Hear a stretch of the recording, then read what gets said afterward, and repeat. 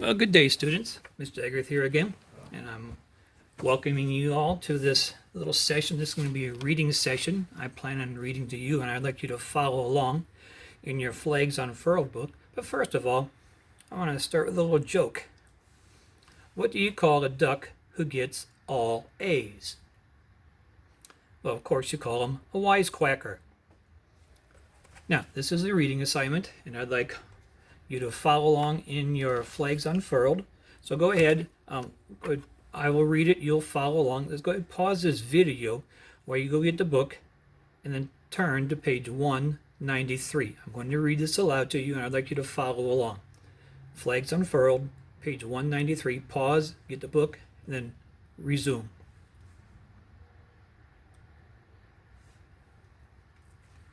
All right, now while we read, I want you to notice new words that may be unfamiliar to you, understand them in context, or look them up later. And along that line, let's look at the vocabulary words at the bottom of these pages. So let's go to page 194. And there are two words on the bottom of this page. The first one is devise, which means to think out or to invent, and then destined, intended or bound for. Page 195, the word vague, V-A-G-U-E, vague, not clearly expressed.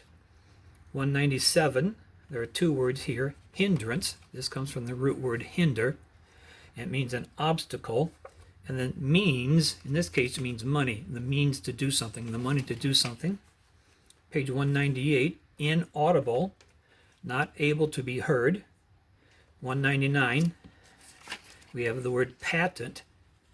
Pronounced patent, a document granting the sole right to an invention. Centennial, now that's the celebration of a 100th anniversary. It comes from the root word century, which means 100. Page 200, we have our last one, and that's the word straits, or it means difficulty. Okay, let's go back to page 193. I'd like to read this, and I'd like you to follow along. How the telephone was invented by W.K. Tate.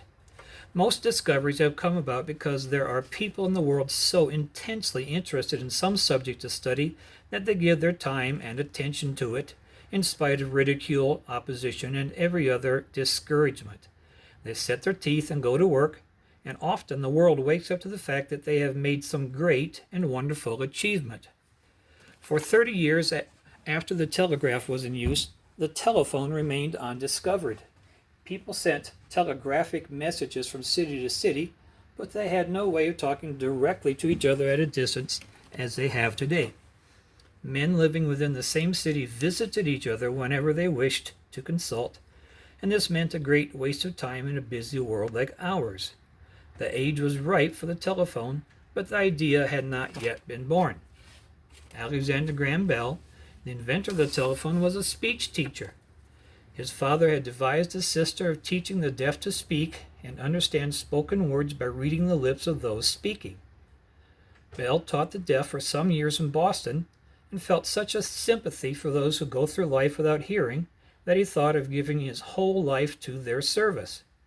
He was a great success as a teacher, and after a time he became a professor in Boston University. His own genius, however, was gradually bearing him in a new direction. He lived in Boston with a family named Sanders, whose little deaf son he taught, along with others. Bell had already conceived the idea of sending sounds along an electric current, and when he came to live in the Sanders' home, he fixed up the basement as a workshop. Here he conducted his experiments for several years with the aid of such crude machinery as he was able to secure. Among his friends was a noted Boston lawyer, Gardner G. Hubbard, who had a deaf-mute daughter. This man was destined to be Bell's business partner and one of the pioneers who brought the telephone to a successful conclusion. Hubbard first came to know Bell's inventive talent one evening while the young teacher was calling at his home in Cambridge. Bell amused the company by illustrating the laws of sound on the piano. "Do you know," he remarked, "that if I sing the G note closer to the strings of the piano, the G string will answer me?" Hubbard asked what this meant. "It is a fact of very great importance," Bell answered. It is an evidence that someday we may have a musical telegraph which will send as many messages at the same time over one wire as there are notes in a piano. This idea of a musical telegraph impressed Hubbard, and he encouraged Bell to study the problem. Bell set to work on the musical telegraph, but little by little he became possessed of a much greater idea, the idea of sending human speech along a wire from one place to another. Hubbard laughed and ridiculed this thought when he heard of it, but the inventor refused to give it up. "If I can make the deaf talk," he said, "I can make iron talk." He had, however, only a very vague and hazy notion as to how to go about the task. The idea was in his mind, but he could think of no way of working it out. Then, in the summer of 1874, the right method was brought to his attention. In his plans for teaching the deaf, Bell had been working on a deaf machine by means of which the vibrations of air caused by sounds were made visible to the eye. By speaking into a disc in different tones, a recording instrument was moved. It moved a little for low sounds and more for louder tones, and Bell hoped in this manner to teach the deaf to talk by sight. A physician whom he knew advised him to use a real ear for his experiments. Bell agreed, and the surgeon supplied him with an ear and the accompanying bones. It is from his study of the effect of sound waves on the eardrum that Bell gained the first real idea of the telephone. He saw that the eardrum, though thin, sends vibrations through heavy bones, and it occurred to him to make a metal disc resembling an eardrum. Then, with two such iron discs, or eardrums, placed at some distance from each other and connected by a wire bearing an electric current, sounds made in front of one disc would be carried along the wire and given out by the disc at the other end. In this way, a man might talk into one disc and be heard by someone holding the other disc to his ear. For a whole year, Bell worked away at his idea, in spite of every hindrance caused by lack of means. He was now very poor, for he had given up his teaching to devote himself to his invention. His friend Hubbard would not back the enterprise, all the time urging him to give it up. But still the young inventor kept up his experiments, and one hot afternoon in June 1875, he heard an almost inaudible sound, a faint twang, come from the machine nearby. For an instant, Bell was almost overcome. He had expected just such a sound for months, but when at last it came, it astonished him all the same. His eyes blazed with delight, and he sprang in a passion of eagerness to the next room, where the young mechanic who was assisting him stood. There was one of the odd-looking machines in each room, and the two were connected by an electric wire. The assistant had snapped a spring in front of one of the machines, and Bell had heard from the other machine exactly the same sound. "Snap the spring again, Watson!" cried the inventor.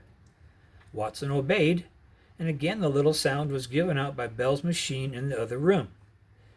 It was no more than the gentle twang of a clock spring, but it was the first time in the history of the world that a complete sound had been carried for some distance along a wire and perfectly reproduced. The twang of the clock spring was the first tiny cry of the newborn telephone, uttered in the din of a machine shop and heard by an ear hopefully awaiting it. This success, imperfect as it was, encouraged Bell to persist in his efforts. He won Hubbard over to help him and struggled along for many months more, hoping for better results. Then, on March 10th, 1876, the telephone talked. The machine distinctly said, Mr. Watson, come here. I want you." Watson, the assistant, who was in the basement at the other end of the wire, dropped his receiver and rushed into the room where Bell was. "I can hear you," he shouted. "I can hear words." On his 29th birthday, Bell received his patent from the United States government, the most valuable single patent ever issued, as it has been described. But the telephone, though now a reality, had still to win its way as a thing of value in practical life. And here fate stood the friend of the inventor. In this year, 1876, the Centennial Exposition, the first international exposition held in America, was in progress in Philadelphia. Bell's telephone was exhibited in the Department of Education in a narrow space between a stairway and a wall, where, amidst the thousand wonders all around, it seemed completely lost. The inventor himself was in such strait for money that he actually boarded a train for Philadelphia without a ticket, but succeeded in reaching the Centennial nevertheless. He arrived at a most fortunate time. The judges were about to make a special tour of inspection, and Hubbard, after much trouble, induced them to give a few minutes to Bell's telephone. As yet, nobody at all had paid it the least attention. All the afternoon of the inspection, Bell stood waiting by his machine, but the judges failed to arrive.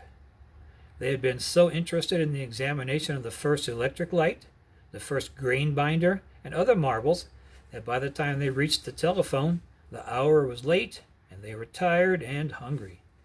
They grudged even a moment's attention to the unadvertised telephone, and seemed about to pass it over with half a glance.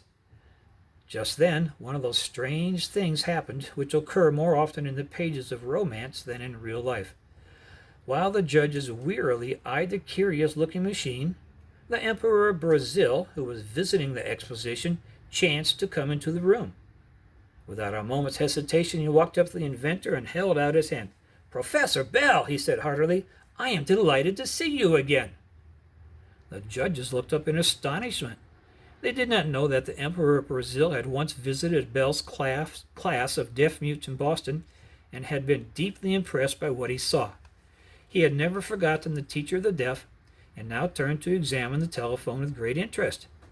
Bell went to the other end of the wire far down the long building, while the Emperor took up the receiver and placed it to his ear.